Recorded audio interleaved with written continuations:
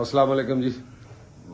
ہمارے ساتھ موجود ہیں سینئر ایڈوکیٹ راجہ امجد علی خان صاحب اور سینئر ایڈوکیٹ آزاد جموں کشمیر جناب کرم داد خان صاحب، سردار کرم داد صاحب، اور دیگر وکلاء بھی موجود ہیں.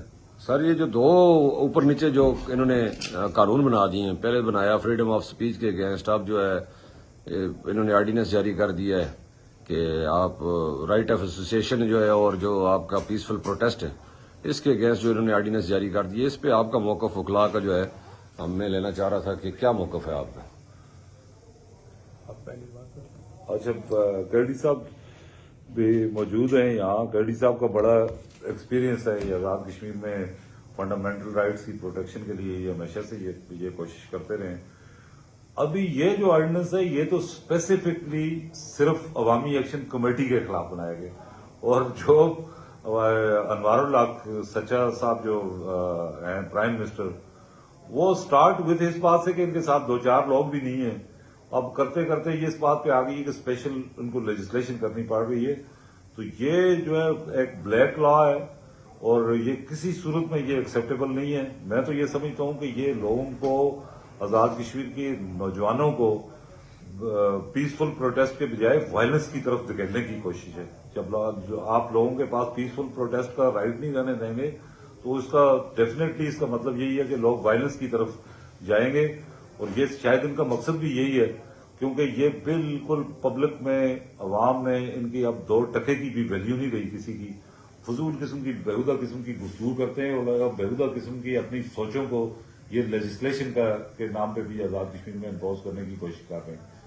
جو ایک ایسا وزیر اعظم نان رجسٹرڈ پرائم منسٹر جو کسی پولیٹیکل رجسٹرڈ پارٹی کا ممبر نہیں ہے، وہ دوسروں کو مشورہ دے رہا ہے کہ آپ اپنی پولیٹیکل پارٹی رجسٹر کرائیں. پہلے خود اپنا بتائے بغیر کون سی پولیٹیکل پارٹی سے اس کا تعلق ہے.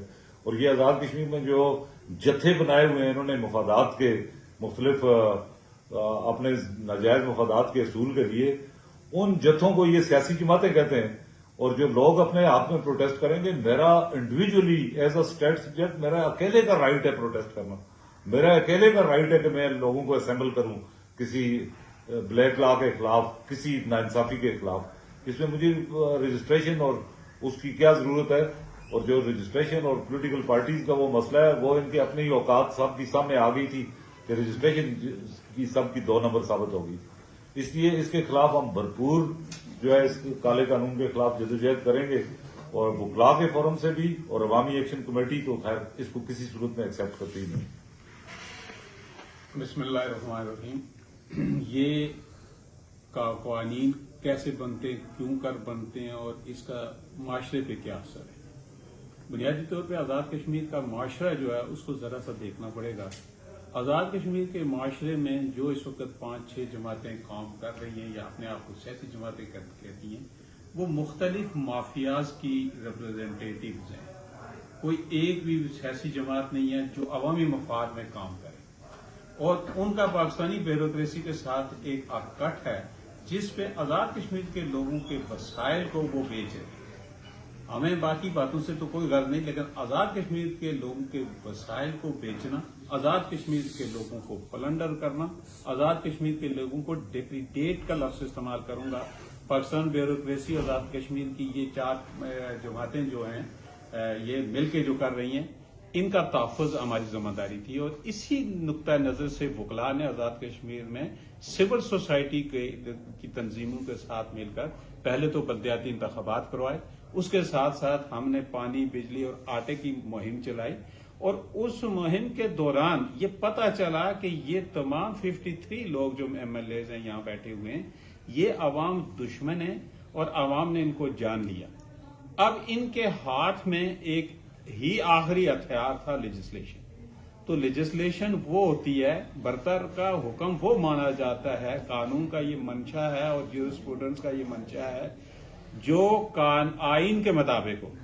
یہ غیر آئینی ہے، اور غیر آئینی طریقہ کار کو، غیر آئینی آرڈیننسز کو، غیر آئینی لیجسلیشن کو ہمارا پہلا مرحلہ تو یہ ہے کہ ہم عدالتوں میں آئیں گے، عدالتوں سے اس کی تشریح اور توضیح کروائیں گے.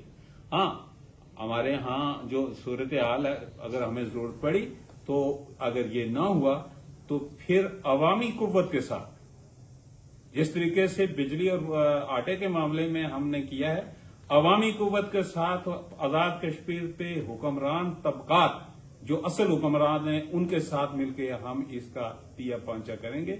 इंशाअल्लाह हम आजाद कश्मीर की तमाम सिविल सोसाइटी के साथ राब्ता करके इस ऑर्डिनेंस को चैलेंज करेंगे, और चैलेंज ही नहीं करेंगे बल्कि इसका पीछा भी करेंगे, और इस ऑर्डिनेंस को नाफज करने वाले गैर रजिस्टर्ड और गैर मुंतखब, गैर आईनी तौर पे एक आदमी 5 घंटे में जो मुंतखब हुआ है, और वो मुझे ये भी पता है, नॉन कस्टम, मुझे मुझे मुझे मुझे मुझे ये भी पता है कि ये ड्राफ्टिंग कहाँ होती है। तो ये जहां से ड्राफ्टिंग होती है उनको भी ये हम बड़े मुअज़्ज़ज़ और मुअस्सब अंदाज में ये कहते हैं कि इस तरह की ड्राफ्टिंग करके इन कठपुतलियों को ना दिया करें। तो इंशाल्लाह हम इसको चैलेंज करेंगे। बहुत बहुत शुक्रिया।